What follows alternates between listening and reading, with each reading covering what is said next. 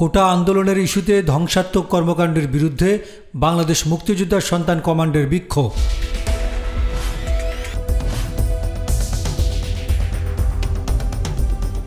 কোটা আন্দোলনের ইস্যুকে কেন্দ্র করে ধ্বংসাত্মক কর্মকাণ্ডের বিরুদ্ধে বাংলাদেশ মুক্তিযোদ্ধা সন্তান কমান্ড মানববন্ধন ও বিক্ষোভ মিছিল করেছে।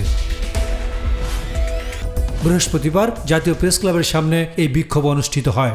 বিক্ষোভ সমাবেশে উপস্থিত ছিলেন মুক্তিযুদ্ধ বিষয়ক মন্ত্রী আ.ক.ম মোজাম্মেল হক, সাবেক মন্ত্রী শাহজাহান খান এমপি সহ বাংলাদেশ মুক্তিযোদ্ধা সন্তান কমান্ডের কেন্দ্রীয় নেতৃবৃন্দ।